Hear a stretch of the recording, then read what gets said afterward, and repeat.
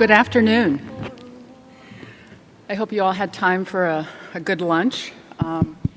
We have a lot of content to present in the next hour, so I want to get started. I'm Tamara Babendam, and I'm employed at the NIH. And I want to thank the organizing committee for giving us the opportunity to present some innovative aspects in LUTS research in NIH-sponsored clinical networks. I have nothing to disclose except that I work for the government. I'm going to give you just the briefest of explanations of the NIH, which is a very big organization. It's been led by Dr. Francis Collins since 2009. There's 27 institutes and centers that grant and administer, that fund and administer grants. The networks that are presenting today are funded by the National Institute of Diabetes and Digestive and Kidney Diseases and the National Institute of Child Health and Development. I also want to acknowledge the National Institute of Aging and the National Institute of Nursing Research. Both of those institutes have funded a significant amount of investigator-initiated LUTS research that has been presented, the results of which have been presented here over time.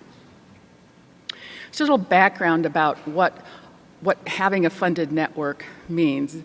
They're funded as cooperative agreements, and they're in response to a specific request for applications that the institutes put out. The applications are peer-reviewed, and then the funding plans, the centers that are selected for funding, are approved by an external oversight committee that each institute has, and each network is funded in 5-year increments. So 2 of the NIDDK-sponsored networks, MAP and LEARN, are taking a comprehensive approach to investigating lower urinary tract conditions. MAP is focused on conditions associated with pain, and LEARN has under its umbrella the remainder of the lower urinary tract conditions associated with voiding and storage symptoms. They're both doing deep phenotyping studies with the goal of determining patient subtypes that will hopefully lead to better ability to target treatments.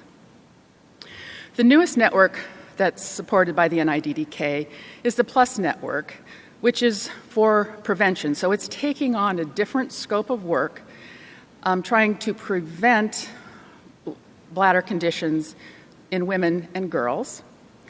But before we can do intervention trials, we actually need to lay the foundation of evidence in order to support those trials. So that's the work that's ongoing. The oldest of the networks is supported by NICHD. The Pelvic Floor Disorders Network started in 2001, so it's in its 4th funding cycle and has done really some excellent work that has been presented at this meeting over time as well. So our roundtable panel today is Dr. Jennifer Hebert-Byrne. She represents PLUS, and she's going to be talking about social determinants of health.